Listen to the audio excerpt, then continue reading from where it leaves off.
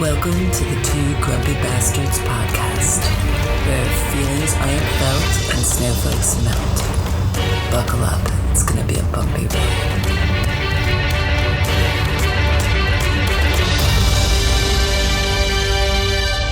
These confines with a monarch's voice cry havoc!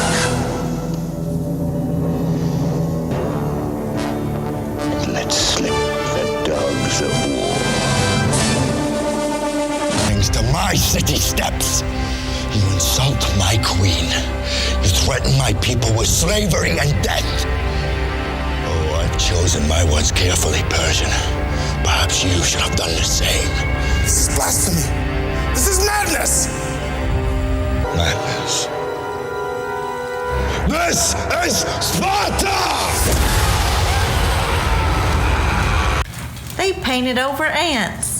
Hey folks, welcome to the Two Grumpy Bastards podcast. This is Big Coop up here in the very wet and cold, rainy, foggy, cloudy Pacific Northwest.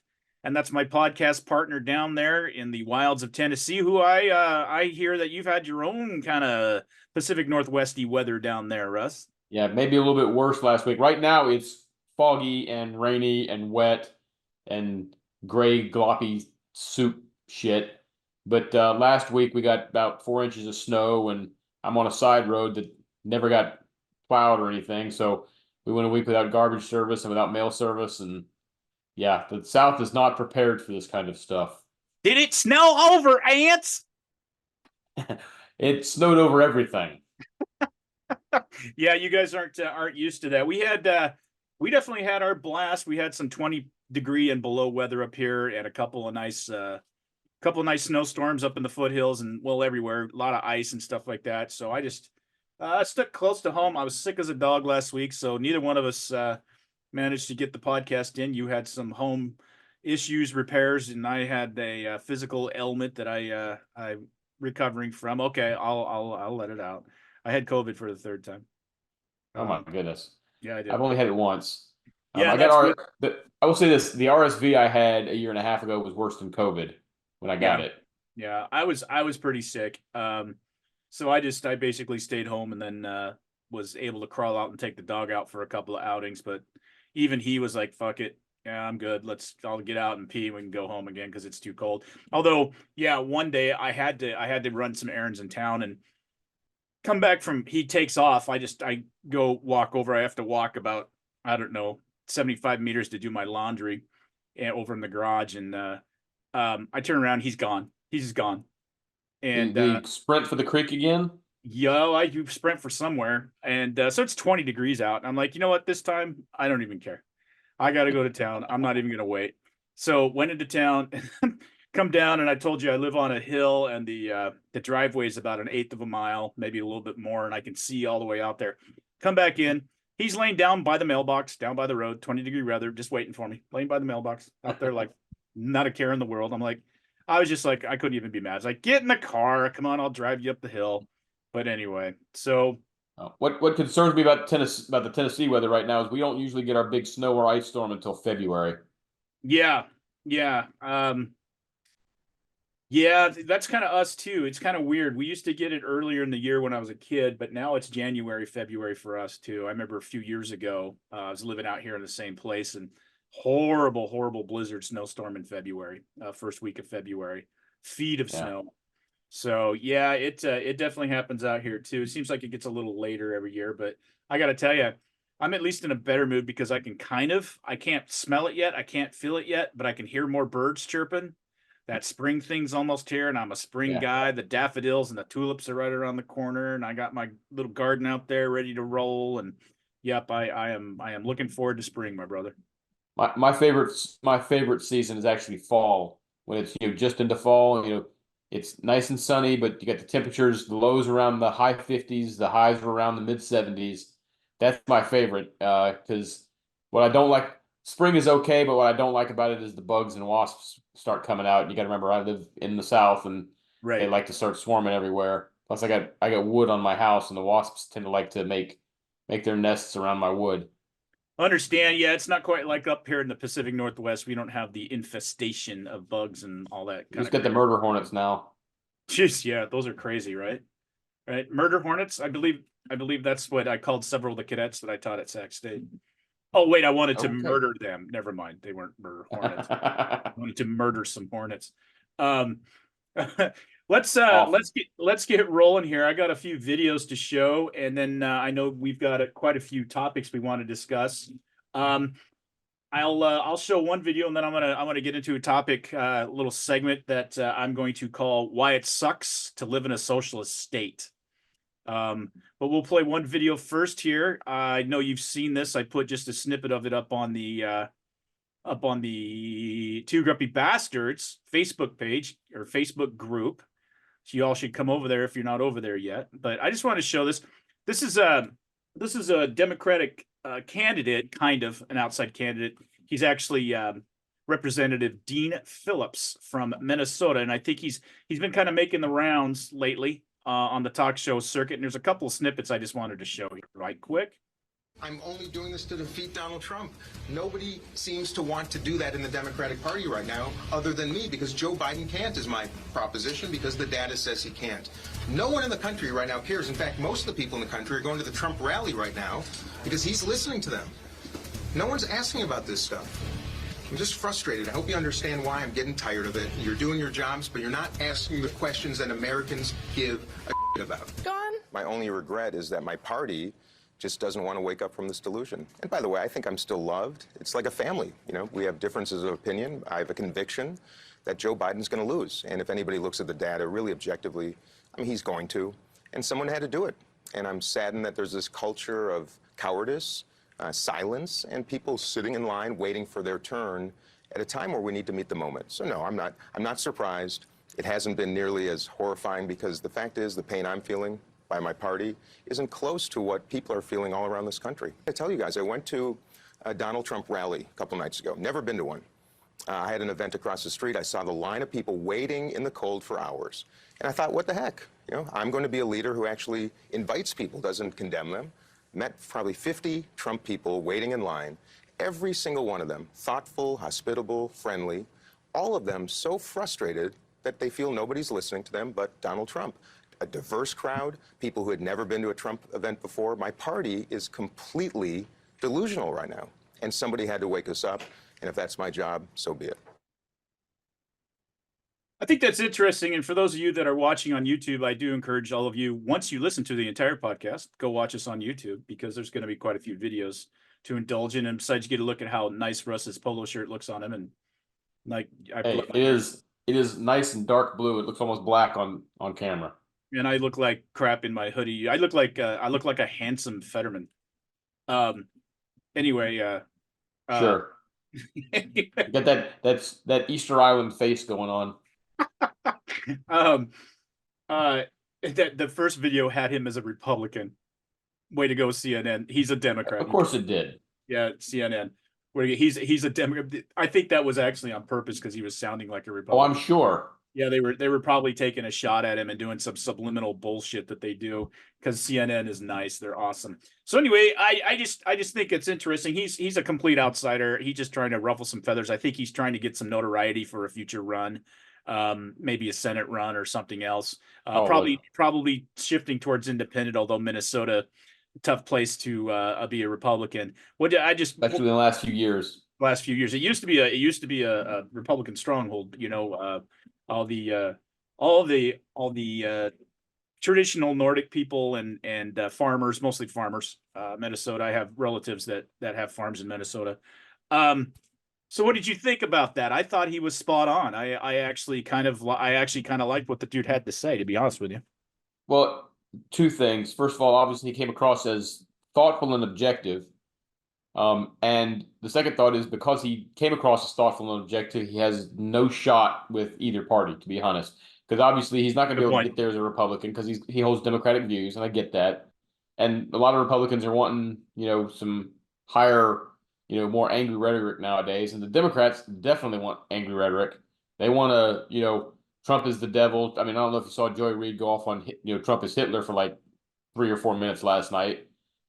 They do not want, right now, the Democrats do not want a candidate that is not ready to, you know, stake Trump to the ground, cover him in honey, and let ants eat him.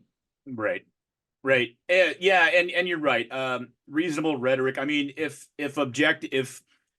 people who are actually good and objective and efficient and um, politicians that were very much about solutions and not politics, then Ron DeSantis would obviously be our president. I'm just saying in 2024, but Yeah. that's not what people want. And I'm just not even going to get into that whole thing. Everybody by now knows that Ron DeSantis is no longer in the presidential race. Um, but I appreciate his thought process, and I appreciate what he was saying. And it's kind of funny because I've heard a lot of people that are either prior on the left or even on the left. You know, I remember standing in line one time.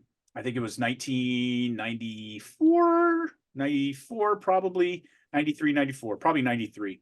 And I was standing in line. It was when I got to know Michael Reagan, the adopted son of the ex-president. It was back then when I got to know him a bit.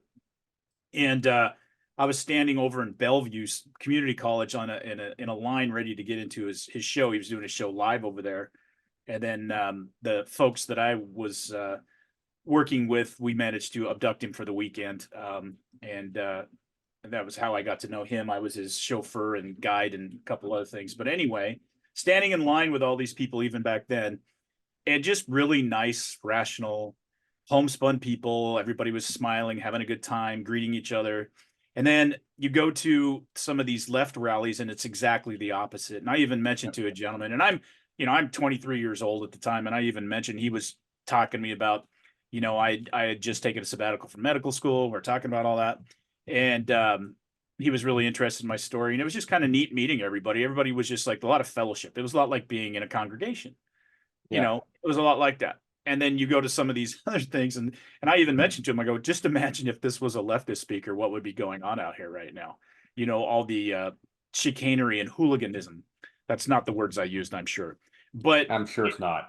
and he even mentioned that going to, and how many folks on the left have you heard who actually go to these rallies for these conservative people or a Donald Trump rally? And you're welcome there. You're welcome there. There is no spite or hate. Nobody gets beat up or hit over the head with a sign. Little old ladies and old Jewish men don't get concussed to the point where they die of brain trauma that has happened in some of these other places. It's quite astonishing, really. Well, one of the things that actually, do you know who Officer Tatum is? I do listen to him occasionally.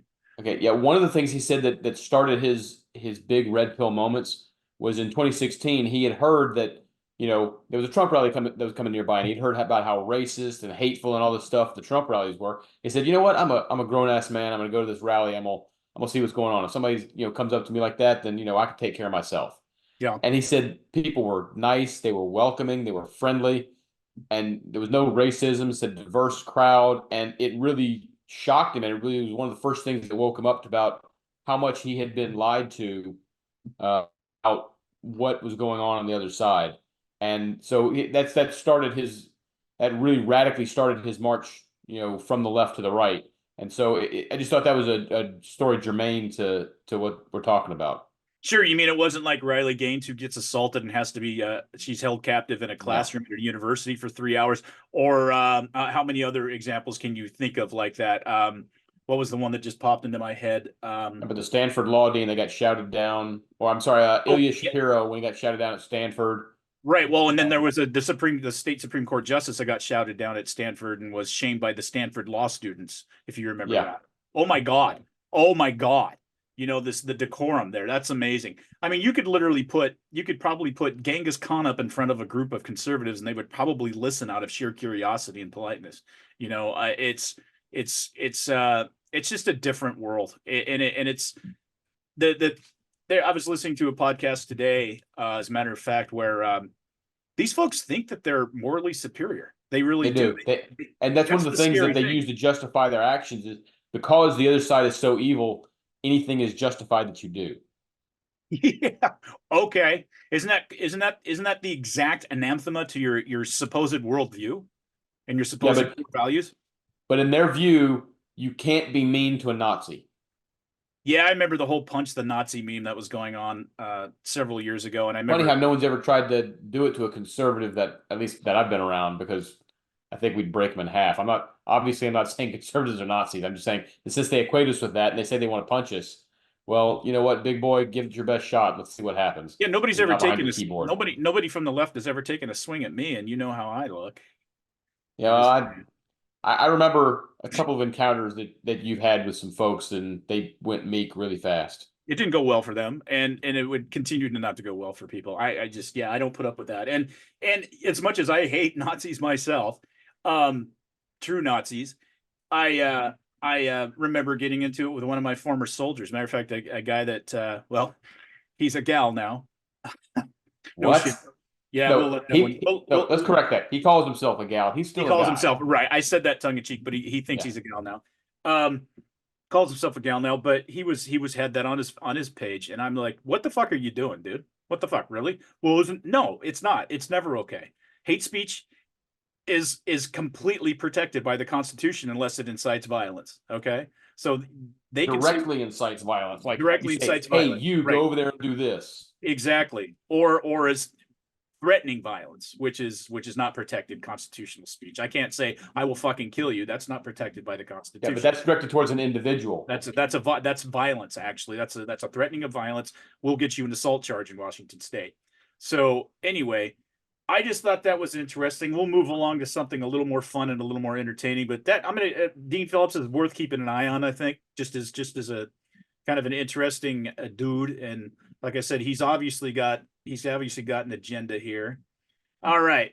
I think you're going to I know you've probably seen both these videos before, but this pertains to one of our favorite guys who's been on here several times. Not this guy, but the guy following him. But this is just sheer. Sean, we were talking before about how you have so much respect from your teammates, from peers. You said you've had great interaction with fans pretty much all the time. I did want to ask, you're in Toronto. Welcome. Glad to hear it. It's been great. Are you Canadian? Of course I am. Are you part of the fucking opposition? Are you? I don't know how to phrase that. You got did you vote for Trudeau? I'm not going to say. And let me tell you something right now. If a man says he's not going to say, like if you ask him, motherfucker, did you vote for Biden? He's like, well, I'm not going to say. That's none of your business. He voted for Biden. We've got a pretty supportive gay and lesbian community in this city. I did want to ask you about something you wrote a couple of years ago. You said if I had a gay son, I would think I. Oh, look, another. I'm saying to you, the swamp, you guys, the swamp. You become a champion, you become a star, and someone. Let me ask you something. Are you gay? Have you had the chance to interact with a more diverse? Are you? Let me know. Are you gay? Could I get an answer? Well, no, I'm asking. This is a part of. Are you a gay man? I'm an ally of the community. Okay. If you had a son and he was like, you had a son, he was gay, you'd be like, oh man, you don't want a grandkid? No problem with it. Oh man, well, dude, you're a weak fucking man, dude. You're part of the fucking problem. You elected Justin Trudeau, and has he shut down your fucking country and seized bank accounts? You asked me some stupid shit like that. Go fuck yourself. Move the fuck on, man. That really answered the question, but I did want to ask also things you said about the trans community. You said this past October when they announced the Bud Light sponsorship that you'd go so hard on Bud Light in your next fight, they'll have to accept me or denounce me when they know what, and we'll know what they stand for. This guy's like, this Canadian's not that Canadian. Are you still going to use your fight time to kind of speak on that? Here's the thing about Bud Light. 10 years ago, to be trans was a mental fucking illness. And now all of a sudden, people like you have weaseled your way into the world. You are an infection. You are the definition of weakness. Everything that is wrong with the world is because of you. And the best thing is the world's not buying it. The world's not buying your fucking bullshit you're fucking peddling. The world is not saying, you know what? You're right. Chicks have dicks. The world's not saying that. The world's saying, no, there are two genders. I don't want my kids being taught about, who they could in school. I don't want my kids being taught about, their sexual preference. Like, dude, this guy is the fucking enemy. You want to look at the fucking enemy to our world? It's that motherfucker right there. I like the gays. Here's the thing. I've never. You guys think I've ever shit on a gay man or shit on a gay one? I don't. I like the gays. It's freedom. We still have it in America. We'll teach you about it. You guys don't have freedom of speech. I'm surprised what I'm saying. I'm probably gonna get the Canadian government to arrest me. I don't give a fuck what you want to do in life, but don't fucking tell kids about it. Don't teach that shit in fucking school. Don't fucking push your agenda. Don't try to fucking brainwash people. Don't try to go past parents. Don't try to go up past all the shit and brainwash people. Well, it wasn't eloquently stated, but I can't. But I can say it was very directly and logically stated. Sean Strickland, UFC fighter. I first time I saw that speech, I died. I do have a very short video here in just a second of Dana White's answer to that, by the way. You want me to play that now, or then we can discuss it? Or? Well, yeah, let's play that now. I've already seen it, but I think my points will be germane to both. Okay, yeah, I'll play that right now. Dana, I just want to go back. You were talking about, like, you obviously give a long leash to your fighters about, what they can say when they are up there with the UFC microphone, and you are getting into territory of homophobia, transphobia. Like, is there... I don't give anybody a leash. Well, I'm saying you... A leash? like... Free speech. I control what people say. Gonna tell people what to believe. Gonna tell people... I don't fucking tell any other human being what to say, what to think, and there's no leashes on any of them. What is your question? I was asking that question. I'll move on, though. Yeah, probably a good idea. That's ridiculous to say I give somebody a leash. Free speech, brother. People can say whatever they want, and they can believe whatever they want. And I don't think there's any... We had two gay women who fought in the co-main event. They sat on the stage with Sean Strickland. They could give a shit what Sean Strickland thinks, or what he says, or what his beliefs are, or what his opinions are. You know what I mean? Go ahead. What do you got? I love that guy. I mean, not perfectly. There's some things I completely disagree with him, but that's okay. That's America. But I love the fuck what he stands for and what he stands up for. So anyway, go ahead. You had some thoughts. Well, I have a couple points. One dovetails into the other. The first point is both. I don't know if that was the same reporter or if it was two different reporters. I couldn't see them. Their voices were somewhat similar, but I couldn't tell. But they weren't asking questions. They were giving lectures and disguising them as and claiming they were questions. There was not a single question in there. You're right. You're absolutely right. They were standing up there. They were giving speeches about things that they disapproved of because they felt it was homophobic or something. And no, you wanted to grandstand. You're not asking a question. You wanted to grandstand. One of the things I like about both Dana White and Sean Strickland really did it is people have stopped being passive about taking questions from the media because that allows the media to set the narrative. So what I like is that more and more people have started to simply take on the media directly instead of accepting them as they're just some kind of filter for questions. They've gone after them individually. They've gone after them head on, and I appreciate that because what it does is it removes that anonymity that allows the media to get this false sense of moral superiority. So it's great to see more and more people are taking them on directly. I wish more people would do that.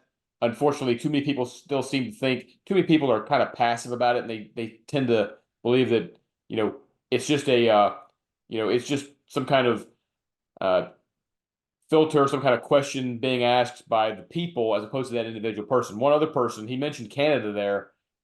One other person that's very good at that, and I wish we could import this guy to the United States, is the leader of the Canadian conservative movement, called a man named Pierre Poilievre.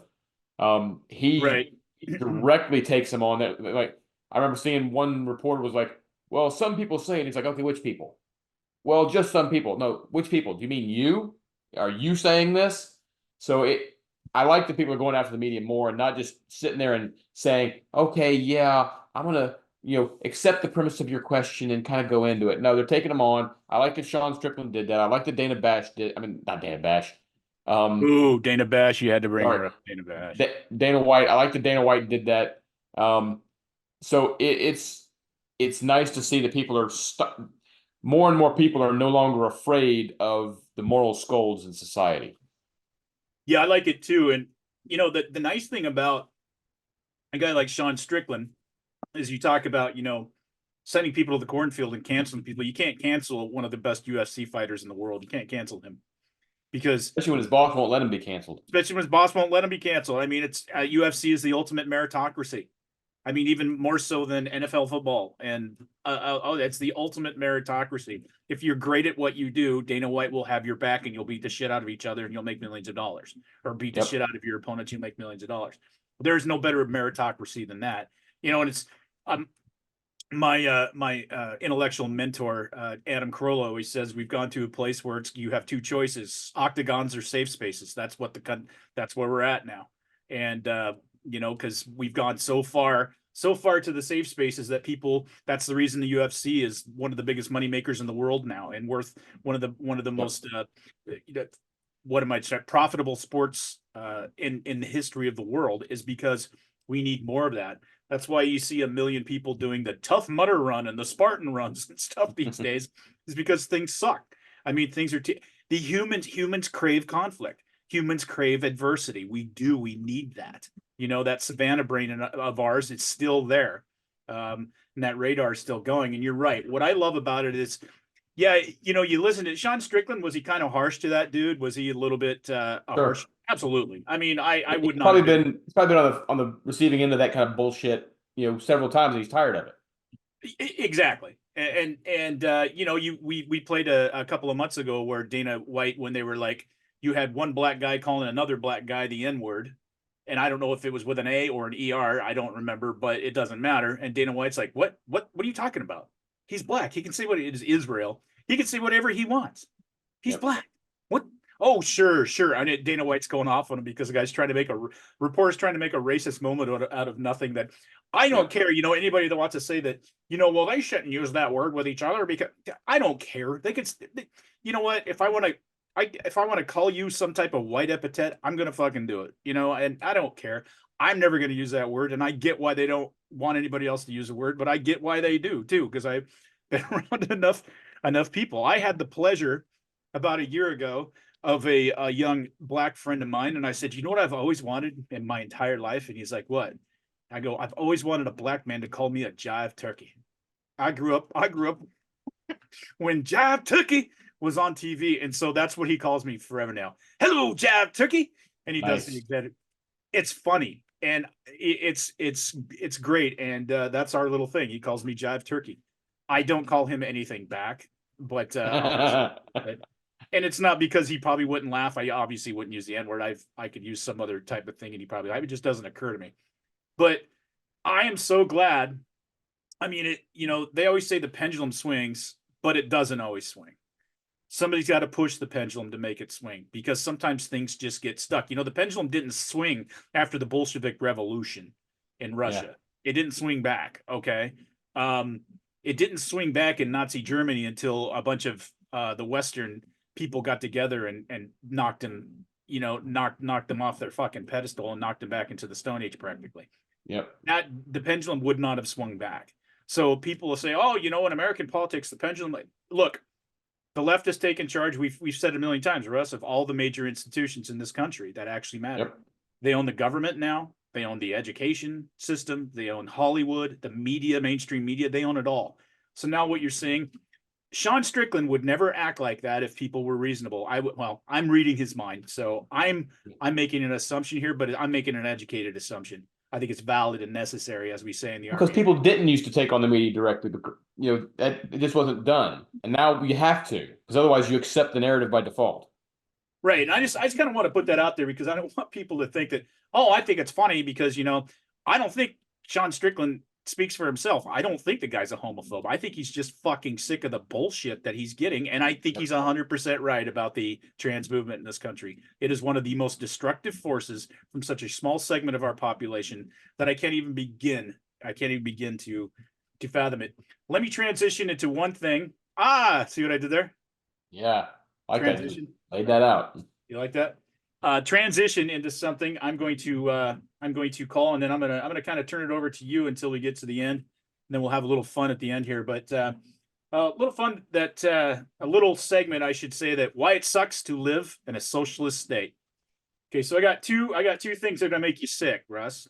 Oh. So there is a bill being proposed. Let me pull this up because I didn't have a chance to write this down. There's a bill being proposed. Hopefully I still have it on here. Yes. And for those who can't see on YouTube, now that Coop has pulled up the video, his face is like glowing, like he's, being lit by the light of heaven. Is that what's going on? Maybe it's the setting sun. Could be. I think it's the screen because that's when your face lit up. Well, I got a huge computer monitor above me here, and I got a dual screen system, so maybe that's what's going on. Maybe that's what's a. Did I just say that? Sure. Kill me. You're Okay. down with that. So, Senate Bill 6231 in Washington State. Of course, it's being backed by Senate Democrats, and since Washington has a supermajority of Democrats, it's going to probably go through. Listen to this. Listen to this. I'm just going to read you the first 3 paragraphs from this, this is from Cairo News Radio 97.3 FM's webpage. Several Washington Senate Democrats are backing a proposal that bans cities, towns, and counties from installing, I can't read tonight, quote, hostile architecture aimed at preventing homeless camping. Yes, Senate Bill 6231 defines hostile. That's what it is. It's camping. Yeah. Yeah, it's camping. Yeah, it's not shitting all over the place and doing drugs and selling drugs and stealing. Architecture as elements designed to restrict the use of public spaces by individuals experiencing homelessness. In the past, those elements have included fencing, large boulders, and gravel. If the elements are erected specifically to prevent people from sitting or lying at street level, they would be prohibited. Now, we have like all of the park benches in the cities have the railings on them, or they have like the studs so people can't lay down.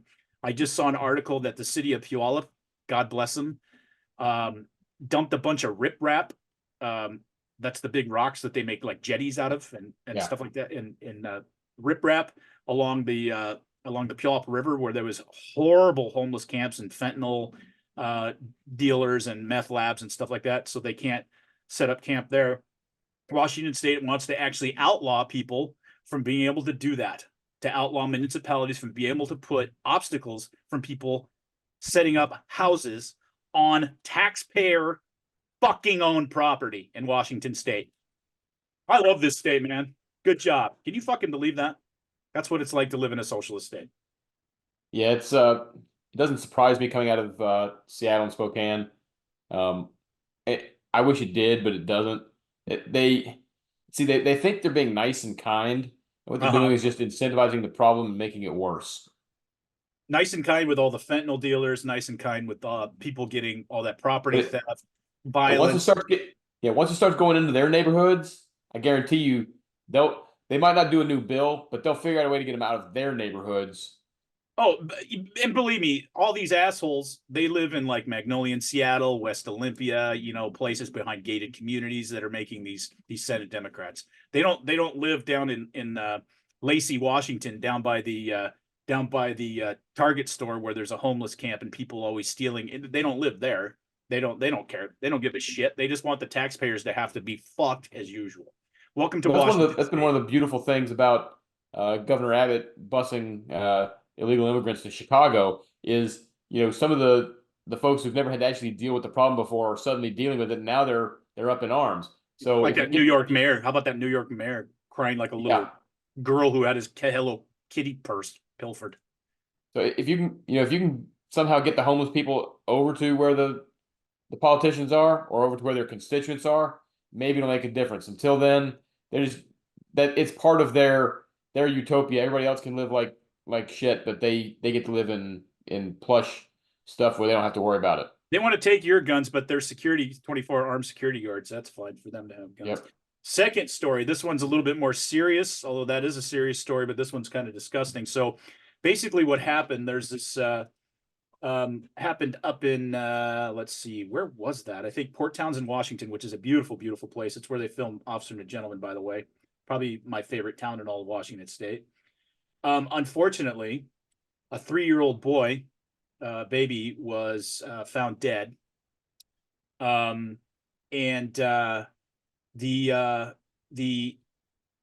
is his name? I had his name written down here. I guess it's not important. His last name is Sorensen. So the father, who's in his 20s, is in custody right now. And he hasn't been charged with homicide, but he certainly has been charged with several crimes, because he hid. Apparently, this 3-year-old child died. He hid the body in the bushes. He took the authorities to the bushes. Here's the thing. This guy has had numerous legal run-ins. He's an addict, fentanyl, several other things. I believe heroin too. I don't know that for sure based on this. But here's the rub on this, Russ. He was granted custody by the court and by human services of this child, even though he was a well-known addict, had been in and out of jail because of addiction. Because, and I did not realize this, that Washington State, let me get my shit together here. Washington State had passed a law, House Bill 1227, that just recently went into effect. And here's what it basically says, Russ. It is the Keeping Families Together Act. And it says there was a change in law passed in 2023 that stipulates that neither poverty nor substance use nor prenatal drug use by itself constitute imminent physical harm to a child. So the state of Washington will not deny parental rights or take a child into state care, even if the parents have any one of these three, much less all three: poverty, substance abuse, or prenatal drug use. They can still have custody of the child and keep care of the child. But this is the state, according to House Bill 555, that will take away custody of children at any age who want to transition, and their parents will not allow them to transition or oppose their transition from one sex to another. That is the hypocrisy that we live with in this state. So we're going to let you have your baby, and I have sympathy for addicts, but this is fucking crazy. So they didn't take custody of this child. They don't know how the child died yet, according to the latest news that I've seen. Let him go back to his father. Father obviously did something fucked up because he hid the baby, didn't call 911, whatever. But if you want to transition at the age of 9 and you run away, the state will not tell your parents where you're at, and they will allow emancipation and to take custody of the kid and pay for a sex change fucking operation. That's the state I live in, brother. Well, a couple of things. First of all, I do agree on not taking a child away that it's just because the family lives in poverty. I do too, but those are the I understand that. But the other stuff, now here's my, did this father have sole custody? Yes, and I was trying to figure out what they interviewed the mother, and I don't know the different last name, born out of wedlock, and I did not see exactly why she wasn't granted, but I guess he was not as fucked up as she was. I guess I don't know. See, yeah, my mothers usually have primacy in custody debates across the country. They have for centuries. Right. And the question I wrote down on my card here is, how bad did the mother have to be for this guy to get custody? Look, there is a balance we need to strike, because obviously there are places, you mentioned with the transitioning thing, that CPS goes too far in accusing good parents of stuff. But then it's cases like this where, they should remove the child's safety, and they won't because it's not politically correct to do so. It's nuts. It's nuts. And I blame the death of this child squarely on the state and these Democratic lawmakers, the supermajority that we have in the state Senate and the state House. It's fucking disgusting. It's fucking disgusting. You won't give good parents parental rights, but you'll give obviously completely fucked off parents parental rights. What the fuck is that? Yeah. It reminds me of a series I watched on Netflix called The Trials of Gabriel Fernandez, about a little boy. I want to say, I don't remember where he was. It might have been in Texas. But he was abused, but they put him back with the mother and the mother's boyfriend, because they wanted to keep it was California. I'm sorry, it was in Palmdale, California. They wanted to keep the family together, even though there was ample evidence that he was being abused. At school, he would come to school with bruises and burn marks, and that kind of stuff. And CPS would not remove the child, but yet they'll go after, parents in Maryland who are letting their kids walk to school by themselves. Right. Yep. No, it's beautiful. Beautiful stuff. Well, that's that wraps up my segment of why it sucks to live in a socialist state. Anyway, this used to be a state, for those of you that do not live in Washington State, this used to be a state that was run by loggers, longshoresmen, farmers, and blue-collar folk. And it's just not that way anymore. Those two blue marbles that we have, the Seattle Olympia Metroplex and that Bellingham area up there, and now, unfortunately, the Spokane area has gone blue as well. Used to be very red when I went to school over there. It is the way it is now. It's horrible. Okay, moving right along. You had a list of things you wanted to talk about, Russ. Let's go.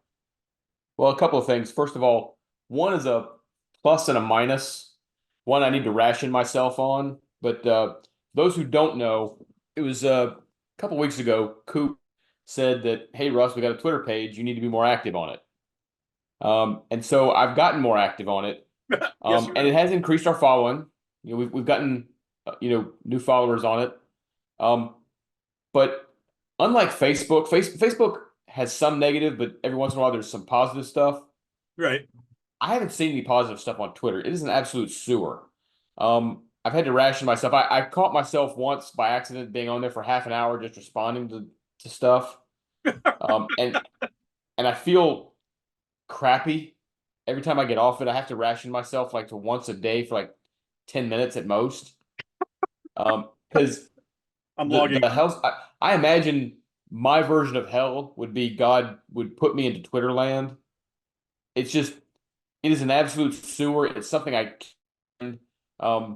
it's not the real world over there. People make up stuff. People don't even attempt to be civil. I mean, it is, and it's a bunch of, I thought the keyboard warrior thing was a big deal on Facebook. My God, is it so much worse on Twitter? These people who would never say anything remotely close to this in real life, we'll just say the nastiest stuff, the most vile things. There's nothing reasonable really that I've seen over there. I've seen a couple of accounts that try to keep it reasonable. They are, I hate to say it, usually on the right that try to keep it reasonable. When I say that, gotta remember that the left has shifted so far left that those who used to be on the left are now in the center or the right. Like Konstantin Kisin tries to keep it somewhat reasonable, Yeah. but he, they come after him for stuff. It's a vile place that I usually try to use just to help get our visibility out there. I also have to, well, I've done this on Facebook for years, but I'm careful is not the right word. But you've seen people say really stupid stuff in the heat of the moment that gets them, barred from polite society, or even stuff that just happens to get misinterpreted. I don't know if you remember the woman who was going to South Africa a decade and a half ago. Oh yeah, was yeah. trying to make, she was trying to make a point about how people were ignoring the plight of black people in Africa who had AIDS. And so she was saying that, hey, I'm heading to South Africa. I hope I don't get AIDS, or I won't because I'm white. And people reinterpreted that as a racist remark as opposed to a social commentary. And I think her name was Justine Sacco. I remember, yeah, And something like that. Yeah, yeah. she's back on her feet now, but she got really waylaid about that. Twitter is just, I don't think it happens as much anymore because people have realized what Twitter is, or X, whatever you want to call it. But it is an absolute, garbage scowl of a place where the nastiest people, well, just say stupid stuff. I mean, there are a number of people who have caught flat out lying. I mean, on Facebook, it's one thing to say something and then, you might get called out for it. I mean, people are literally making numbers up over there. Like an example was people were claiming that Trump at the New Hampshire primary only won like 59,000 or 69,000 votes, something like that. He got less votes than Joe Biden did on a write-in campaign. And I'm like, no, Trump won like 172,000 votes in New Hampshire, one of the biggest turnouts ever. You are so misinformed you shouldn't be on the platform at all, or you're flat out lying just to advance your cause. And that kind of stuff sickens me, no matter who it comes from. I get it, and it's one of the reasons I wanted you to pitch in over there, because really what I was just doing was just trolling people I hated on Twitter, which kind of There are a makes lot of them over there. Yeah, which makes me part. I follow a lot of people that you and I despise, Talib and AOC and Adam Schiff and King. Yeah, there's this Pete Olbermann. Or Keith Olbermann, excuse me. Keith Olbermann's one of the worst people on the planet. Let me He say something really real is. quick about Stephen King. Stephen King writes some great novels. He's about 60 to 70% on good novels. He's written a lot of stuff that are good concepts, but are written, like shit when he spends 5 pages describing a toaster or something. But he's a decent writer. However, the political opinions he puts out on Twitter are just dumb. They're not even a lot of them are mean and nasty, but a lot of the stuff he says on Twitter is just plain dumb. He comes across as special needs on his Twitter and on his politics. He really does. And I you know what? I apologize to special needs people for saying that. I actually do. I'm actually being sincere. Yeah, I didn't expect much out of George Takei, but Stephen King I expected more out of. George Takei, fuck that guy. I hate that guy so bad. I can't even watch the classic series because he's on there too much. I pray for his death every time in those movies, and it never happens. What's I going to say? Oh, Stephen King. My problem with Stephen King is, and I've said this before, and I think you probably agree with this, is that, okay, number one, we talked about how there's so much child rape and gore and stuff in his novels, which tells me a lot about who he is. And I'm sorry, it does. I mean, there's no, I'm kind of trained in this stuff. Never read it. There's a specific chapter in it that it's the most fucked up thing I've ever read in a novel in my life. I don't know how it got past. I don't know how it got past an editor. I don't either. I guess because he was, the most powerful writer in the world at that point, probably. Maybe. The thing too about him is that the guy can't write an ending to save his fucking life. I remember Under the Dome. I thought that's kind of cool, and then what it turned out to be was he stole the plot right from a classic Star Trek episode where it turned out to be an alien child, and then his parents get mad at the alien child and he lets everybody go at the end. That was a Star Trek episode, almost blow for blow. And I'm just like, so, and then, oh God, there was a horrible book I read where it just went completely off. You think it's just a cool story about like some people who knew each other and were in a rock band together. And all of a sudden it becomes this cosmic, weird alien, like abduction cosmic thing at the end. Dreamcatcher? No, that was terrible too, by the way. Horrible waste of time for me to read that. But I can't. It's like Revival, I think it was called, or Reunion. Okay, Revival, terrible. Not bad for the first 5 or 6 chapters because it talks about a kid's childhood and all the stuff that happened. And then boom, it blows up into he steps into another dimension and some alien thing. The only good ending I thought he had, which was the going back in time and trying to save John F. Kennedy. 11/22/63. Thank you.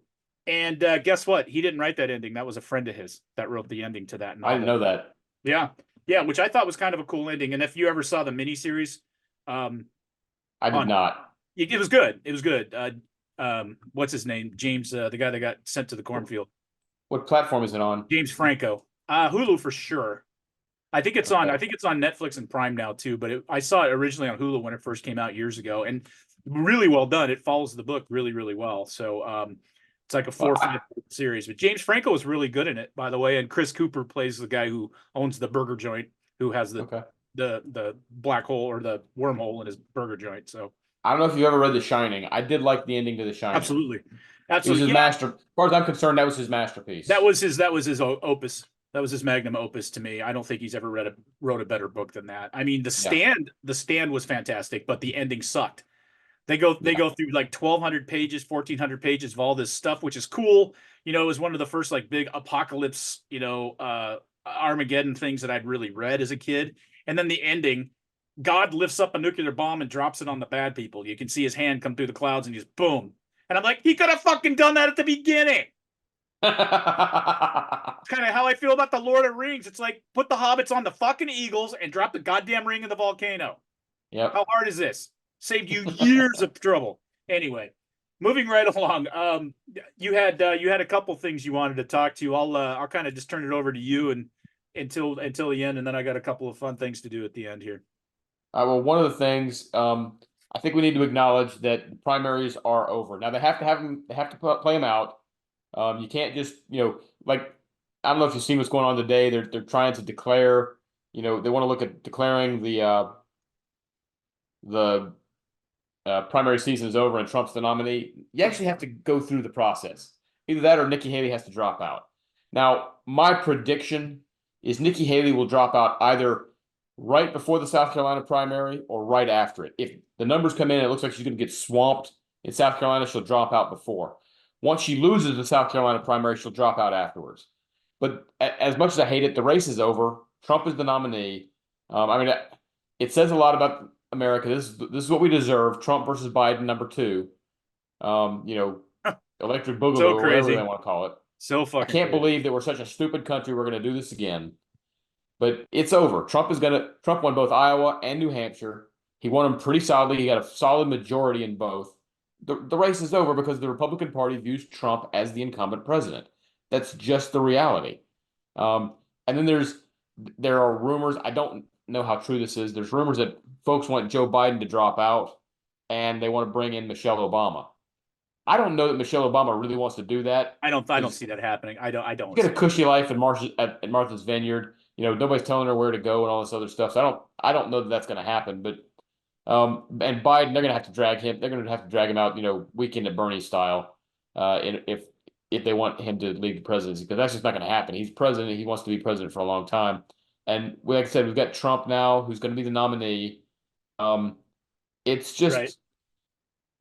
Well, hey, everybody, this is Coop, the handsome and debonair one of the Two Grumpy Bastards podcast. Not to mention I'm the only one that's an actual bastard. Google that shit. Don't, actually. Hey, I'm here to do a shameless plug for our merchandise. You can find us at twogrumpybastardsmerchandise.com. We got a whole bunch of new merchandise in. I think you'll like some of the new choices. There's some pro-Second Amendment. There's some anti-Washington State Governor stuff on there.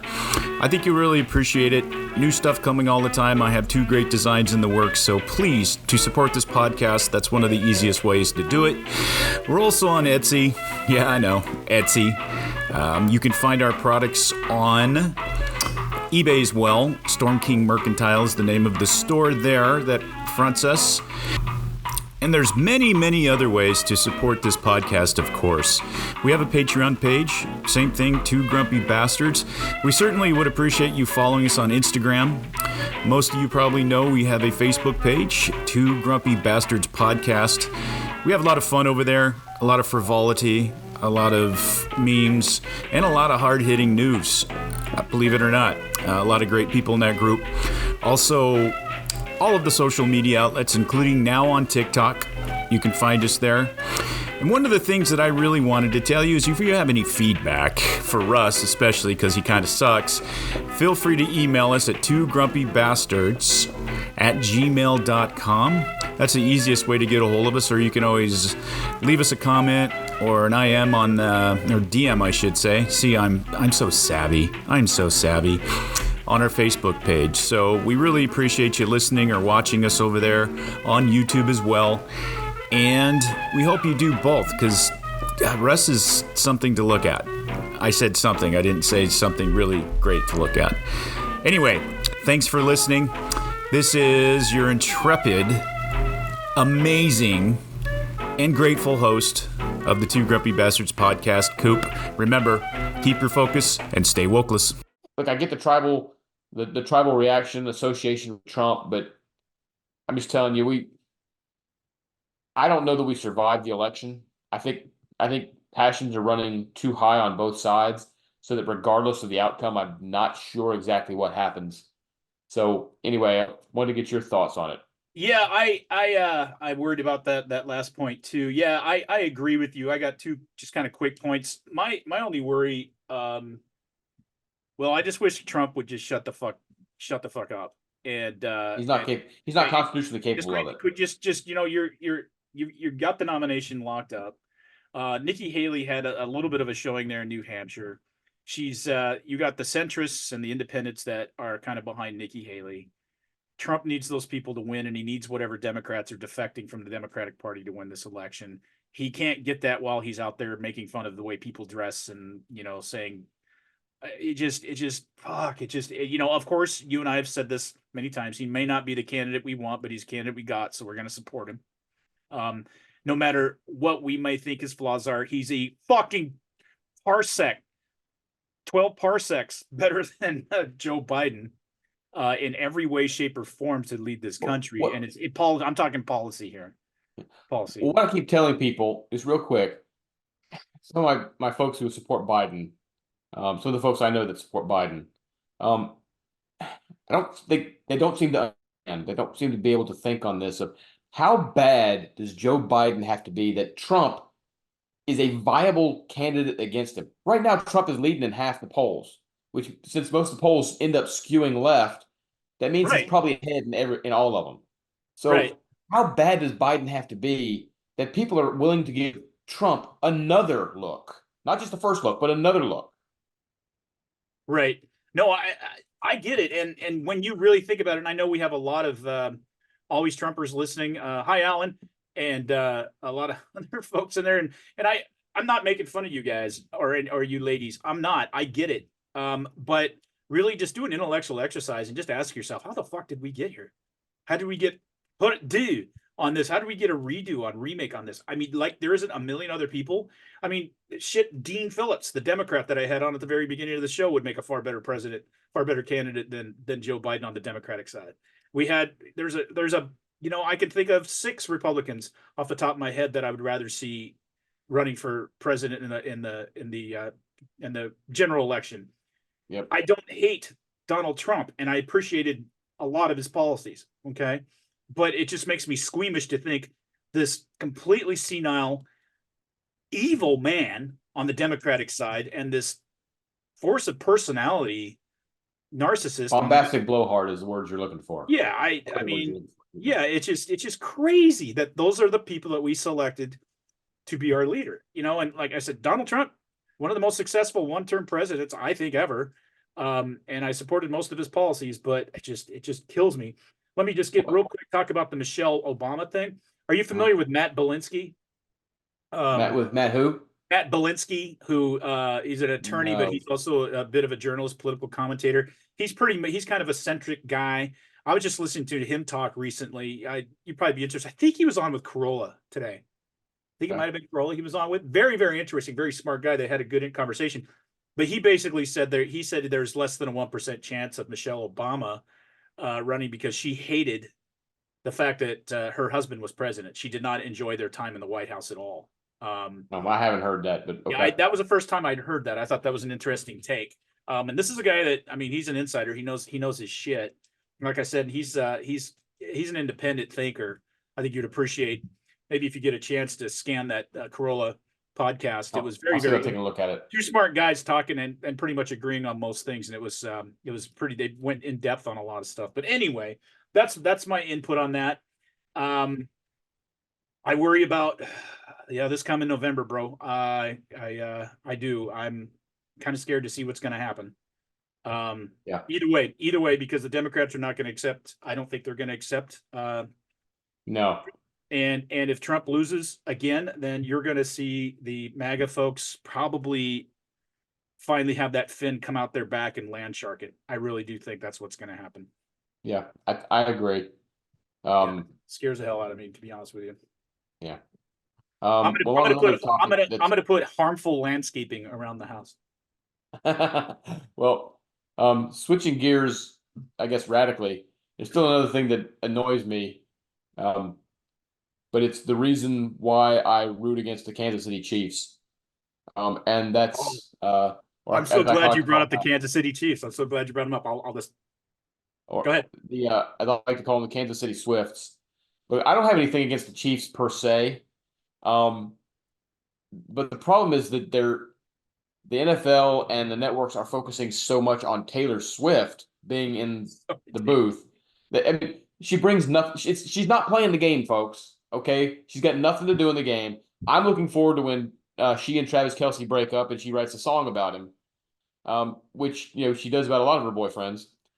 I mean, I don't know if Kelce is this macho man that just has the primal sway over her, or if he's turned into a simp.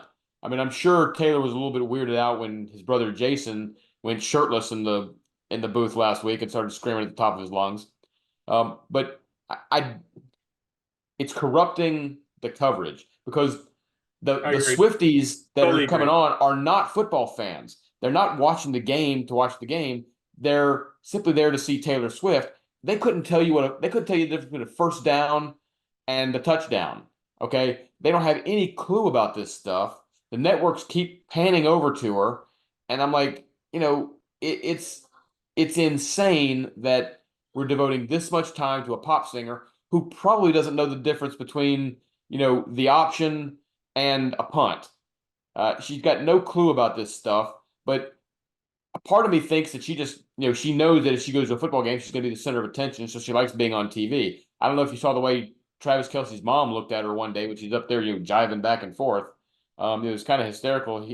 She was like, I can't believe that, this woman is sitting here and dating my son. But I guess she's got to get on it soon because I did the math. I think she's 35 or 37 now, something like that. And all her talk when, 15 years ago was she's writing songs about being a young woman and she'll write great songs about being a mom. She ain't got much longer before she ain't going to be able to make that happen. It's incredible that you brought this up because one of the videos that I'm going to show, and I think this is a perfect time to do it now that you brought this up. So, yeah, I'll just give you my opinion on that real quick before I play this video. I have no idea what that guy sees in other than she's powerful and she's a nice piece of ass. That's what he sees. I don't think she is. I don't think she's even slightly attractive. I see Napoleon Dynamite with a wig every time I see her. I do. That's but I understand the physical attraction, but I think that's what he sees. I don't get it. She still looks like a little like Napoleon Dynamite and drag. I just that's what I see when I see her. Anorexic Napoleon Dynamite and drag. Okay, I'll go on. And I think Napoleon Dynamite dances better than she does, by the way. Paul Heater, I do. I'd rather see him dance the dance in the moon boots again. Anyway, I don't get it. So from that standpoint, I get that she's very talented and I get that she may be the most powerful performer in the world right now. I get it. But enough. Fucking enough. And you know me, I'm not big on the celebrity cult of personality stuff. I'm not. So, but let me go ahead. She's also, in my opinion, this is going to be an unpopular opinion, especially with the Swifties. You got to be careful; they'll swarm you. That's what happened to Michael J. Fox when he said something bad about her. But I think Taylor Swift sold out. You remember she used to be a fairly decent country singer. That's what she got her start in. Yeah. And then she was good at it.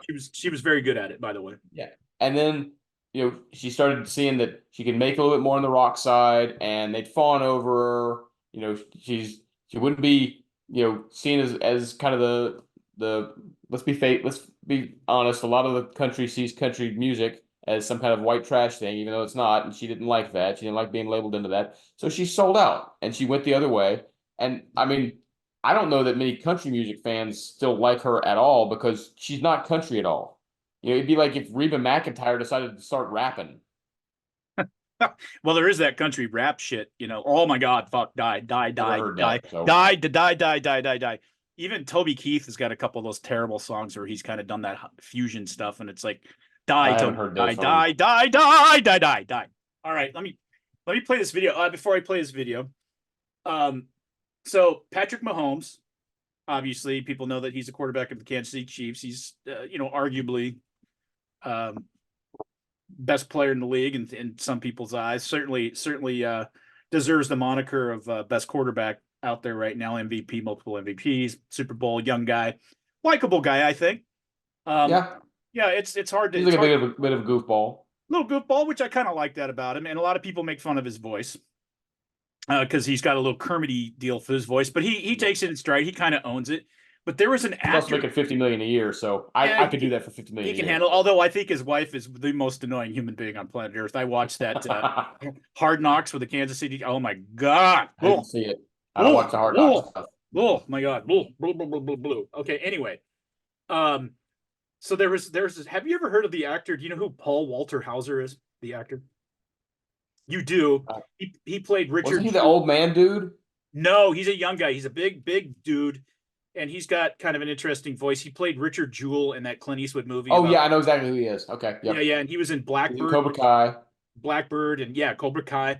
So anyway, I put together a quick video today, just a very, very simple video that kind of explains kind of where I'm coming from on something. So I think this is wonderful that you brought this up. And I wanted to show this to you to see what, to see what you thought. I'm already laughing. This is not a professional video. I put it together in about 10 minutes, but let's go ahead and play this, and I will see what you think. Here we go. At first, I felt like everybody kind of stayed away, just let him do what he was doing, and then he started bringing Taylor around, and you realized how cool of a person she was.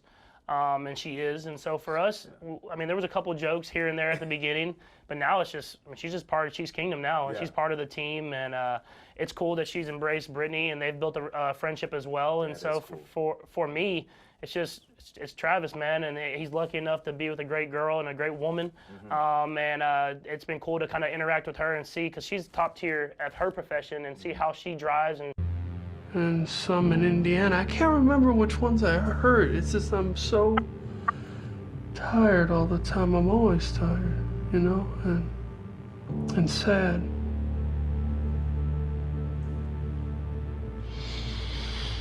And what I don't like is this guy I'm marrying trying to take credit for my act. He didn't fold the clothes. He didn't fold the clothes, did he?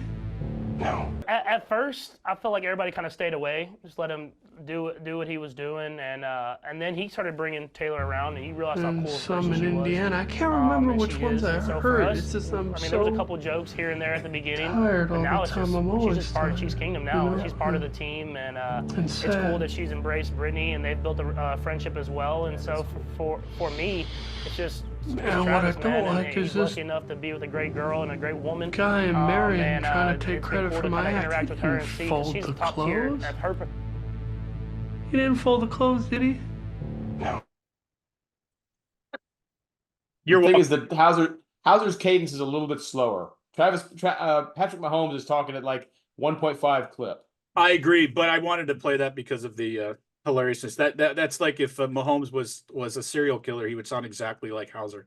And if you listen to Hauser in interviews, he sounds a lot like. But I just thought that was funnier, especially the fold the clothes thing. After he kills his victim, he folds their clothes. Anyway, I thought that was funny. Yeah, that's when I heard Patrick Mahomes, I was like, what actor does he remind me of? And of course, I don't know if you ever saw that Blackbird. That's a really I great have not seen that yet. Yeah, I've it seen was him in really Richard Jewell. I've seen him in Cobra Kai. I mean, there's something else that's coming out soon. Or there was no. There's something that's coming out or was out recently that I saw him in. I just don't remember what it was. Yeah, no, he's good. He's good. All right. Anyway, what else you got? I got just a couple more things to wrap up with when Okay, well, we touched on it briefly earlier. The chaos at the border, and for some reason, the federal government trying to stop Texas from keeping people from entering its state internationally. Section 4, Article 4 of the United States Constitution says, the United States shall guarantee to every state in this union a republican form of government and shall protect them against invasion. And I got to find it. There's another part in here that talks about how states cannot engage in conflict except in response to actual invasion. Now, the Supreme Court ruled against Texas putting barbed wire on their southern border. A lot of lefties are jumping on this, saying that Texas wants to have women and children drown in the Rio Grande. I don't know if you saw the story a week or two ago, claiming that the Texas National Guard stood by and prevented the border patrol from going in and rescuing some children that were in the Rio Grande. Turned out, CBS reported that, turned out to be complete bullshit. That was a false report. The women and children were nobody ignored them. The ones who drowned were drowned long before either the Texas National Guard or the Border Patrol showed up. Yep, I do remember. But Texas has had enough, and they're like, okay, if you won't protect us, then we're going to protect ourselves. And here's an interestingly ironic thing about the razor wire they're putting in.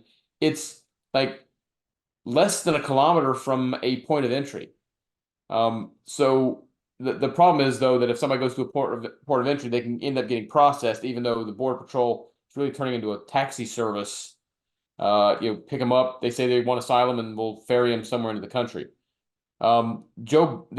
There are Democrats on the left who are saying that Joe Biden needs to federalize the Texas National Guard to go remove the razor wire. There are states like Florida and Oklahoma and Tennessee that are supporting Texas. This is what I was talking about earlier when I said we're getting into some dangerous territory. It was kind of bad during the civil rights era, obviously. But the majority of the country actually, believe it or not, according to the polls, the majority of the country supported the desegregation and the enaction of civil rights. Absolutely. Yeah. But most people here support stopping the flow of illegal immigrants across the border. Right. I do not believe the humanitarian protestations of so many on the left saying that, well, we need to be compassionate and let people come in and have a fair chance. That's not what they want. They see new voters. They want people to come in here, get amnesty, and vote Democrat for the rest of their lives. That's why the majority of them support illegal immigration, because they always leave out that word illegal. All right. We love immigrants, but you got to come here the right way. Now, were things different a century to a century and a half ago? Absolutely. You know what else was different? We didn't have a welfare state. You were expected to learn to speak English. You were expected to assimilate. People showed up here not knowing anything, and they had to make their way in the world. They weren't given, government handouts. The healthcare system in places that were sanctuary cities like Denver have been overrun, and the federal government wants to try and remove the razor wire that Texas is putting up along part of the southern border. Things might end up getting really nasty really fast, and I don't know. This is part of the slow burn that could ignite into a quick spark if we ain't careful. And it's funny to see a lot of people on Twitter talk about, well, we need to go in there and kick ass and arrest Governor Abbott. I'm like, dude, you ain't doing dick, okay? You can talk a big game, but we both know that you're not going to do anything. You're going to rely on other people to do it for you because you don't have, any cojones of your own to actually go down there. You want to cheer somebody on and feel good and righteous about yourself because you don't want to get your hands dirty. Arrest Governor Abbott for what? Just a point of clarification. I know you didn't necessarily mean to say it, but there is nothing against the law about what Governor Abbott did with the barbed wire in Texas or anything like that. The Supreme Court didn't rule on that. They ruled on the fact that the federal government could go in there and remove those obstacles. They said, yeah, that's clarification. Yeah, just for people that heard that and said, oh my God, he broke the law. He did not break the law. There is no law broken. People are saying that what people are saying is that Abbott is defying the Supreme Court's order by standing in the way of them going to remove that wire. And I just have pointed out to several people online, you mean defying the Supreme Court's order like when it comes to student loans? Because Joe Biden is, grabbing little bites here and there despite the fact the Supreme Court said, hey, dude, you can't do that. So don't talk to me about, obeying the Supreme Court. You start obeying the Supreme Court, we'll consider it. Until that, this goes back to people, they're not about principle. They're about their side winning. And one of the biggest problems we have in this country, and one of the reasons passions are running so high and we're heading towards real civil strife, is it used to be in the country that you accepted the results of elections you lost. You accepted laws that you didn't necessarily like. You worked to overturn them through the process, through the legislature, through that kind of stuff. But you didn't just flat out ignore stuff like Biden and others have been doing and then expect the other side to just cop along. One of the things that will definitely lead to a revolution if you're not careful is the perception that the laws only apply to one side. Folks are just not going to tolerate that. Where I see where a possible match might light this whole fucking thing is, if one of he's not making any decisions, Biden's not making any decisions, but somebody in that administration decides that, well, Governor Abbott is lawfully using the National Guard to deploy against what he considers a state emergency, which it is. It's a national emergency. And I know the whole idea of invasion is tenuous, but what if the president, commander-in-chief, tries to go Title 10 and assume command of the Texas National Guard, which they can? That is definitely something. I mean, that more Reserve and National Guard soldiers served in the last 2 wars than active duty soldiers as far as number of tours and number of people, because they were Title 10 to the federal government. National Guard, you can do that. That happens all the time. Happened a lot in OIF and OEF. So if they try to take charge of the National Guard away from Governor Abbott, that's going to be fucked, because those Texas boys. For those of you that don't know about the Texas National Guard, and a lot of you aren't familiar with the military, they have an entire armored division. Yep. Okay, the Texas National Guard is an armored division. And for those of you that don't know what that looks like, if you were at Fort Hood, Texas right now, driving down Armor Row, and you had 1st Cav Division on your left, it would take you about 20 minutes to drive past all the motor pools full of tanks and strikers and artillery pieces and everything else. It'd take you about 20 minutes just to drive past the equipment. Okay, an armored division is huge. If Texas wanted to roll, they'd roll all the way through the Midwest and take I mean, there would be nothing to stop them. It's nuts how big an armored division is, and that's the Texas National Guard. Most National Guards consist of brigades, or something similar to that, which is 1/5 the size of now it used to be like 1/3. What is it? 1/4, 1/5 the size of an armored division, and most of them aren't armored. Most of them are, Washington National Guard is not. Anyway, that is scary. That because I don't see those Texas boys being okay with that. I don't see those people down there in the Army National Guard in Texas in the Lone Star Division being okay with being subsumed to the federal government if they get pissed about the way Governor Abbott is using. And that is one scenario that I see that could be likely, Russ, as a tipping point. Well, and here's something else real quick. Imagine he does federalize the National Guard and you get a bunch of these, whacked out militia types that think, okay, this is it. Balloon's going up. We're going to go down there and do something. I mean, and now you've got a federalized National Guard being told to fire on these militia guys, who I think are, a lot of them are whack jobs, but do you think they're going to do that? And then how does that react? We are in dangerous territory, folks. And I think we're barreling towards a cliff and both sides are deciding who can go fastest. To paraphrase Ben Shapiro, this would be very easy to solve. You could solve it tomorrow, close down the border, and all this goes away. Yep. All of it goes away, which is the right thing to do, of course. Any rational that gives them that shuts off the flow of what they view as potential future voters. They get in as many as they can. We have let in a city the size of St. Louis and Kansas City combined in the last 4 years. Think about that for a sec, folks. Think about that. And look at all the Chinese nationals that they just caught at the border this week, or known Al Jazeera, not Al Jazeera, that's a news agency. Hezbollah supporters and sympathizers. Yeah, Al Jazeera reporters were caught at the border. Anyway, probably just as bad in some ways. Although I do actually watch Al Jazeera sometimes, kind of interesting. Anyway, no, I get it. It's scary. And, prayers to Governor Abbott. He's doing the right thing. And here's the thing. They're not doing anything illegal. So what I would do is I would just have my work party ready. So when the feds come in there and scoop up that concertina wire, I just have some engineers just put it right back. Maybe, maybe have your combat engineers dig some entrenchments and, all the other stuff too. Hey, it's a training exercise for the National Guard. We're digging IV, hills for our tanks and all that kind of stuff. Yeah, we're obstacles and we're just learning how to do it. Yeah, what Biden and a lot of Democrats are hoping is bring these folks in. Eventually, people will get tired and say, "Sure, let's give them amnesty," and then they've got a new voting base. Because Republicans will never win another election if you legalize 30 million illegal immigrants, which is about what we have in the country. The 3.5 million is just over the last 4 years. Again, it's not about what's right for the country. It's about power with these folks. It's not about living a life in peace and harmony. It's about power. That's it. These are the kids that got the shit kicked out of them by guys that look like me back in junior high and high school, and now they're in charge. And boy, they're pissed off.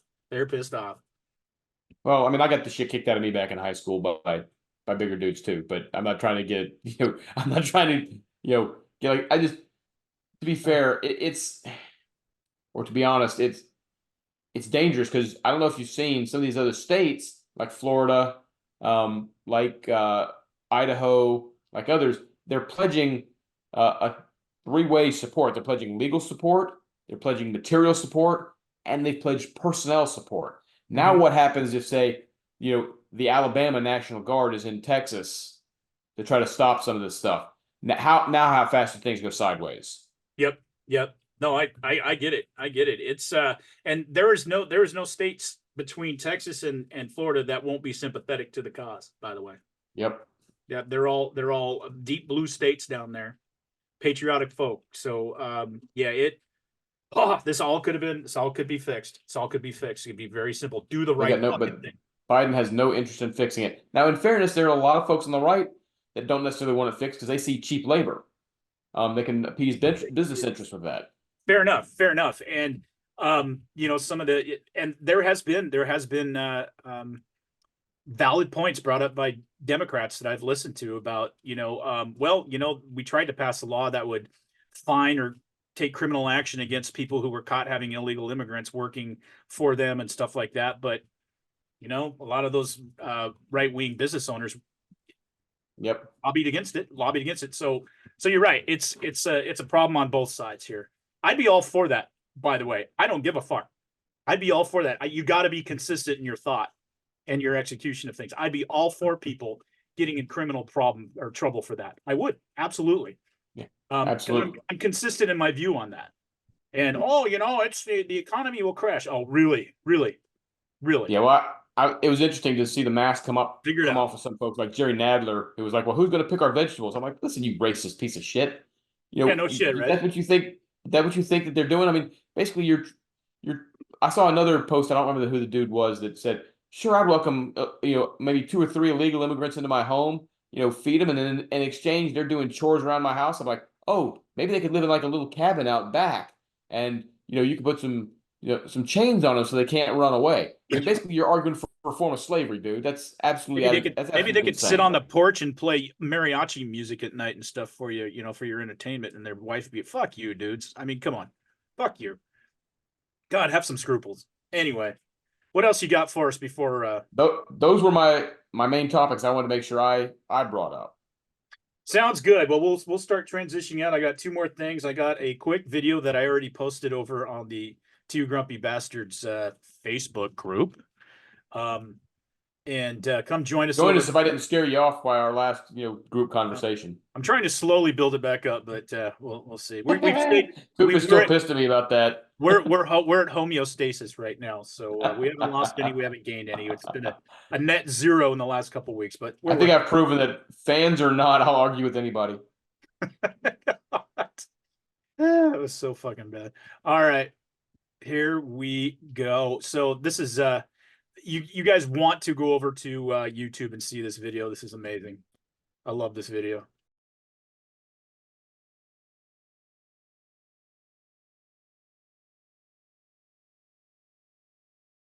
Be easy to get. No. Oh yes, don't lie to me about that. No, I have to. No, that's not true. I don't need easy to get, Russ. No, but that's what you think when you see that. Yeah. No, I don't. Not necessarily. No, I probably think I don't think anything anymore. I just. Okay. Coop's trying to cover himself so he can get laid in the future. No, we're just talking about back in the past as a young man. No, I didn't necessarily think that. Matter of fact, I probably thought I have to try harder because I come across as fucking Mr. Square Howdy Doody Boy Scout on steroids, so I have to try harder. So why don't I'll just knock the guy out that she's talking to. Maybe that'll show her. If she sneezes, she can knock the guy out for you. All right, I got one more thing. I meant to read this last time we were on a podcast, and I think I sent this to you. But I thought I had what I thought was a cool piece of listener mail. Uh-oh. No, it's good. It's all good. Hold on a sec. I'm sure. Usually they're always good when you set them up. This actually is. This guy's very thoughtful. This is from Jake Hardluck, and this is a little bit dated because it was based on a couple of pods ago. But I just thought this was some smart stuff. So let's get into it here. Great to hear from you two again. First off, great predictions. This was based on our 2024 prediction show. He says, I feel the Dogs win rather easily, say 34-17 national championship. This tells me this is a hardcore Husky member. And out of date. Yes, a little out of date, but I just wanted the meat of it. I could list 5 reasons for the sake of brevity. I'll leave it with just the score prediction. It's one of my brothers over on Hardcore Husky. Second, and my primary reason to justify an email response is I found your talk around the Revolutionary Civil Wars quite profound given how things are currently lining up. I'm with the uglier host, not Coop, on this one, in that it seems we're already seeing the ball rolling down the hill. Apt analogy, by the way. I would like to adjust a couple of points, or add a couple of points, excuse me. Regarding the Revolutionary War, it was stated that most colonists were happy and fat under the thumb of King George, and it took only around 15-20% of the population to kick off the war. There appear to be similarities in the setup and response today with respect to the BRICS and US dollar hegemon. With Saudi Arabia and Egypt joining the BRICS, I read that brings BRICS to around 28% of the world GDP. Clearly, they are making a statement with their feet and wallets. And in this analogy, the US dollar is the King George of today, with most countries happy to accept the US dollar, but a rising minority of dissidents lining up to tell it to fuck off. At the time of the revolution, taxation was theft in the eye of the colonies. In 1931, in order to help fund World War I, FDR signed into law the Gold Reserve Act, which banned the export of gold, the possession of physical gold by citizens, And Time out. Time out. Okay.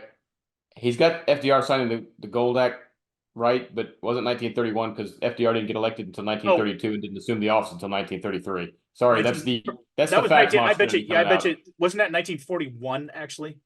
I think he's. Yeah, I don't know when it was. I just know that FDR wasn't elected. Got you. I think that's a typo. Actually, looking at this. Okay, sorry. Don't That's mean to be okay. an asshole. No, you're right. Sometimes. You're right.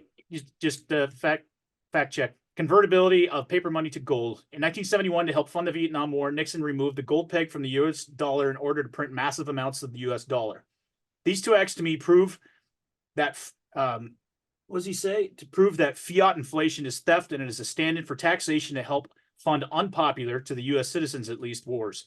In comparison today, with the U.S. dollar world hegemony, holders of the U.S. dollar are taxed to pay for today's wars.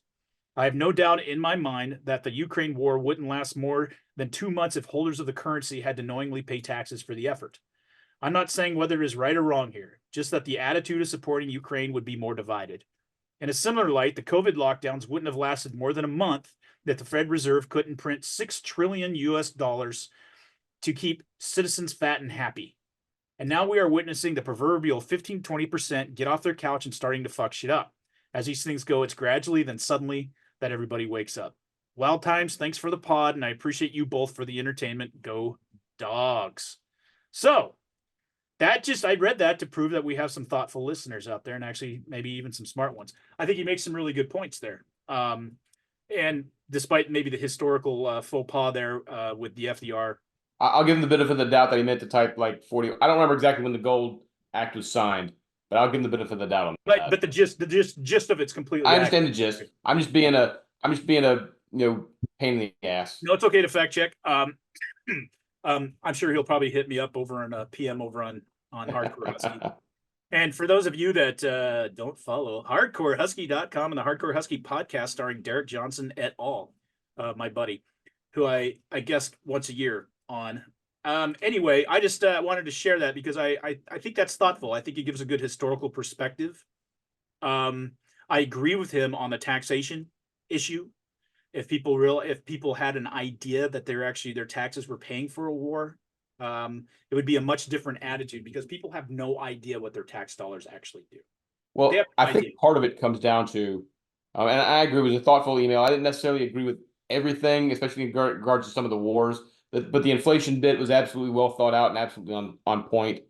I think there's several problems with the taxation piece for people. First, people don't realize just how much their individual dollar is taxed because they never see it. They don't realize that they're taxed on their income, then they're taxed when they buy something, then they're taxed when they sell something, and then they're taxed when they give money to somebody, when they invest that same money that was taxed when they put it in the market to grow it, it's taxed again. They just don't understand how many different ways the same dollar is taxed. And I think the second point of that is because, like I said, they don't see it. Most of us don't see the taxes that we pay because we got withholding on our check, and so the check is what it is. I think it would make a bigger impact if they gave you all of your money and maybe every 3 months you had to write a check for your taxes, your income taxes to the federal government, and your Social Security taxes and your Medicare taxes. If they made you at the store, here's the price. All right, you pay the price. All right, now here's the tax. Now give me an additional 15% if they didn't amalgamate that stuff together. Yeah, that's a good point. I think, like I said, I think they get away with it because people just don't realize it. One of the reasons that the colonials were so upset about taxes was they had never seen them before, at least especially not on that scale. Right. So it was an all of a sudden price increase. We're having something similar with regards to inflation. The Fed target for inflation is 2%, which is still too high. I mean, back in the 1860s, 1880s, early part of the 20th century, prices did not go up like that. They didn't go 2% per year. Otherwise, we'd be paying $1 billion for stuff right now. If something was 25 cents in 1860, it was like 25 or 26 cents at most in 1890. Or maybe there was deflation where stuff actually came down in price. You don't hear about deflation anymore. That is not a realistic part of the economy anymore.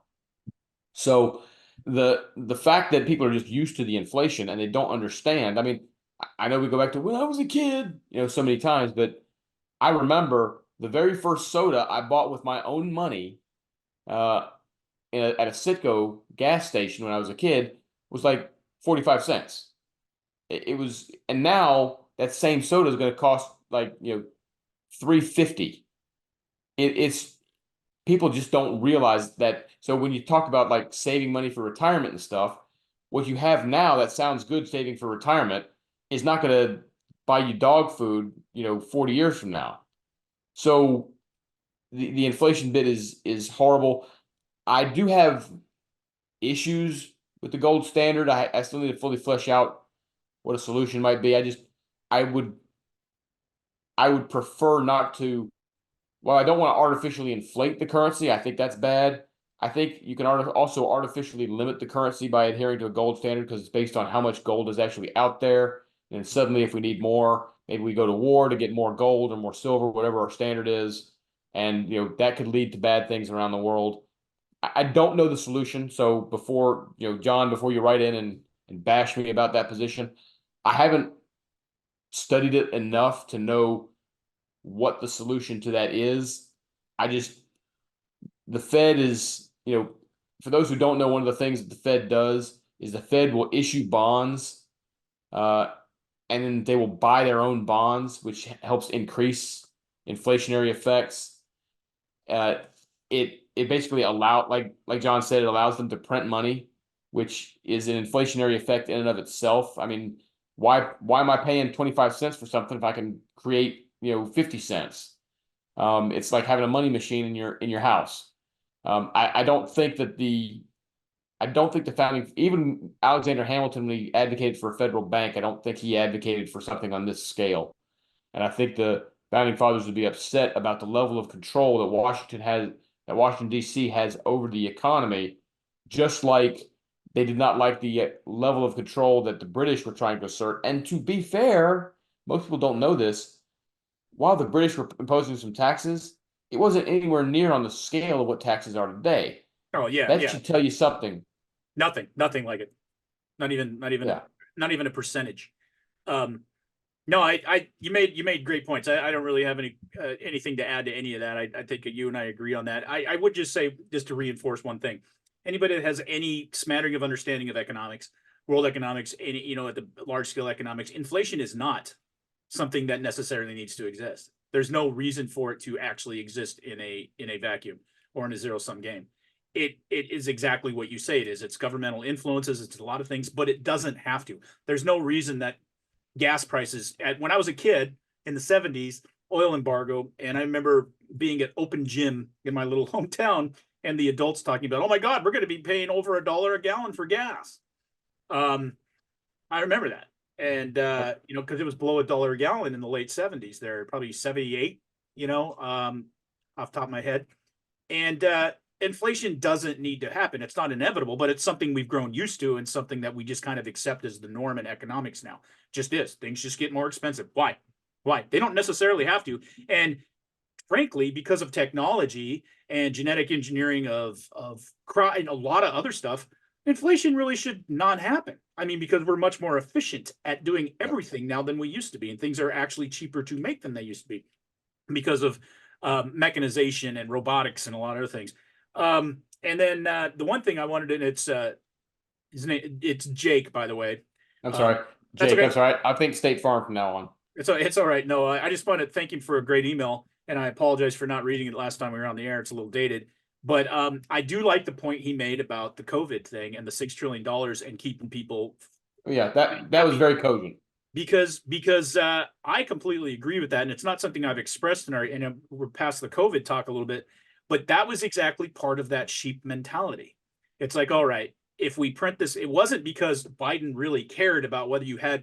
What was it? At most, you made $2,400 over 2 years or 18 months that they issued these checks. Something like that. I don't know the exact. It's going to be life fucking changing. I mean, come on. And the thing that pissed me off is people who were on a government fixed income got the COVID checks anyway. Wait a minute. Aren't you on a government income anyway? And you still get these are supposed to be for people who are out of work or struggling or that kind of thing.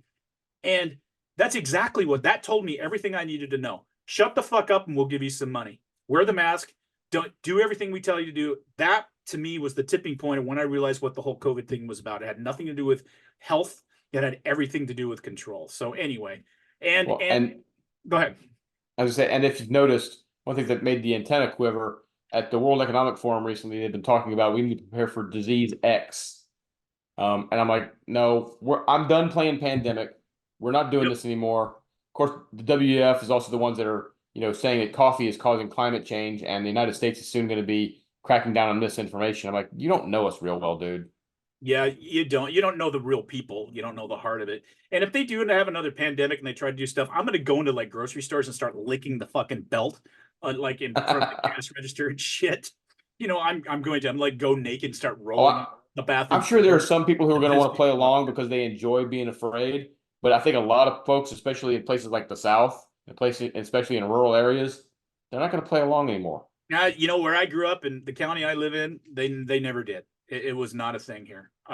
Even during the height of the COVID thing, you go into businesses and nobody say shit to you. There's a couple of like corporate, and there's very few corporate stuff out here because it's so rural.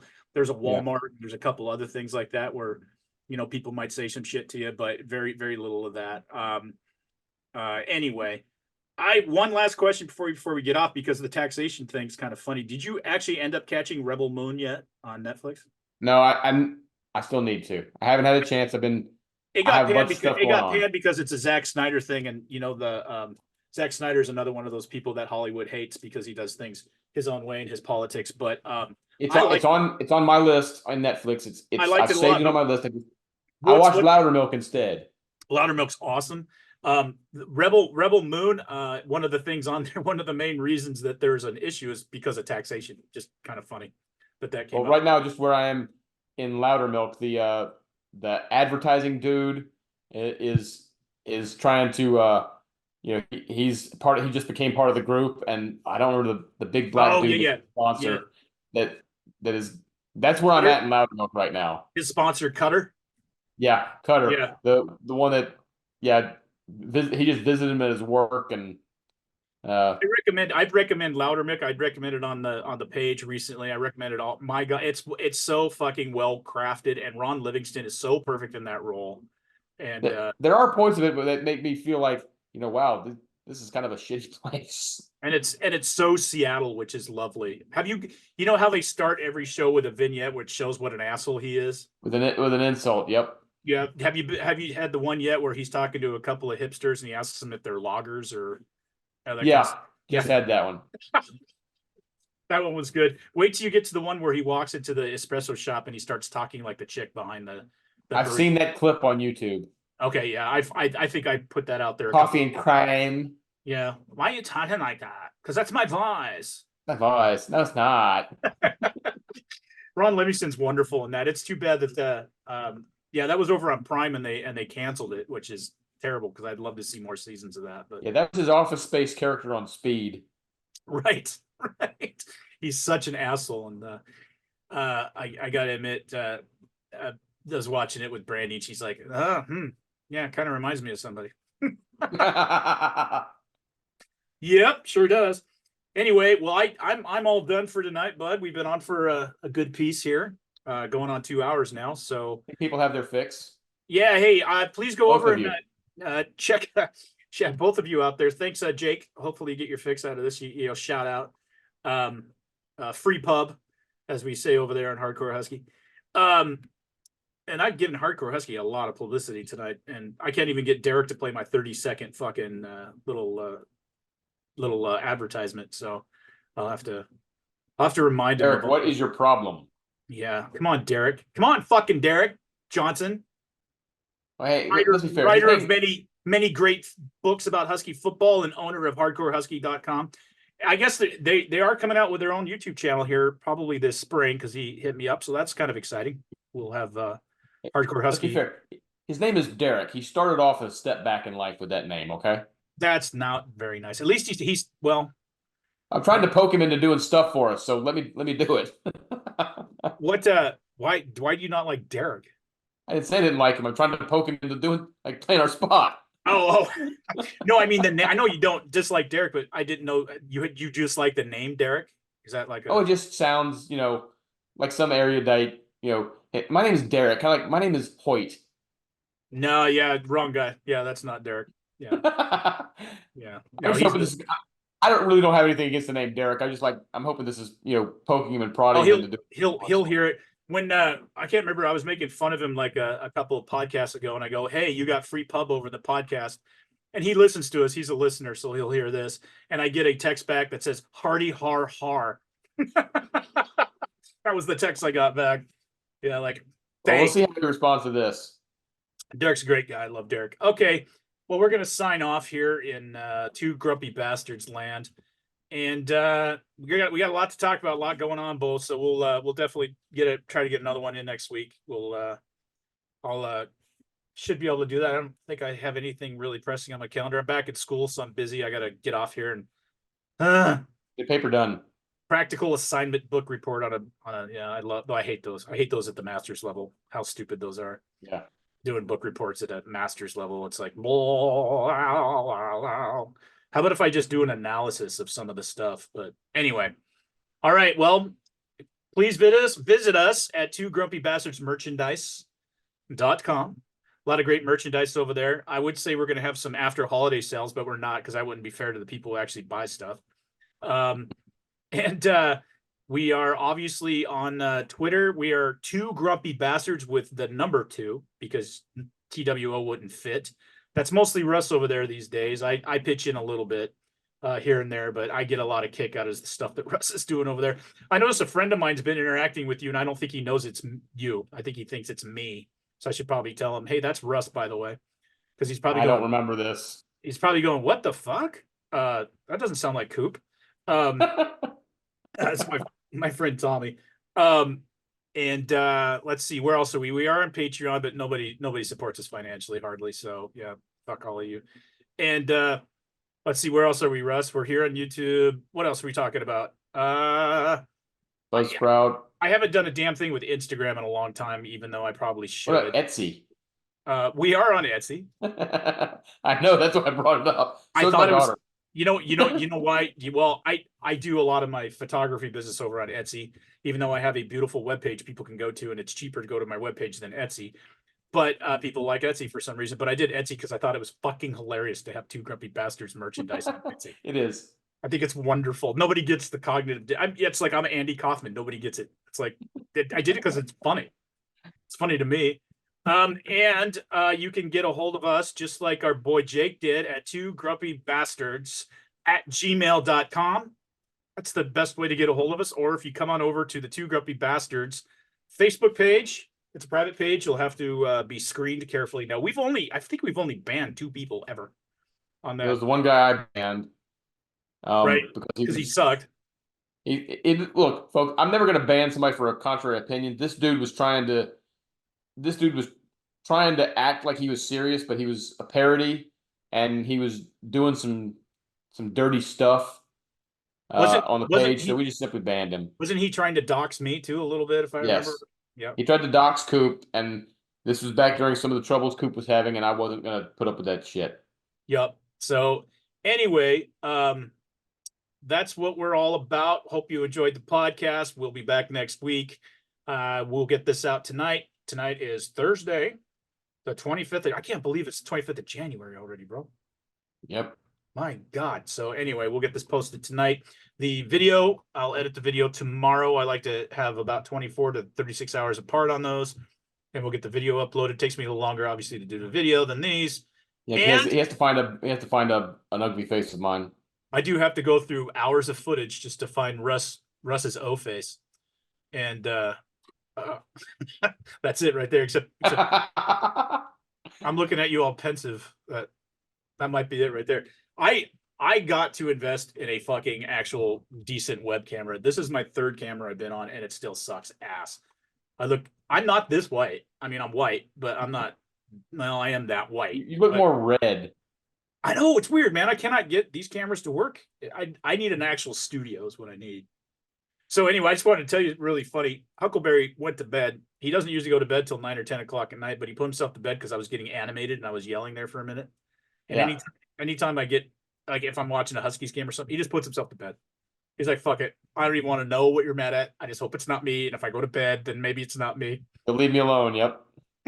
Now he'll get up here in a minute and then he'll want dinner. So, and he'll want his gabapentin and his ibuprofen with dinner. So anyway, all right. Love you guys. Thanks for joining in. Thanks for your time, Russ. And from Two Grumpy Bastards, this is Big Coop and Tennessee Russ.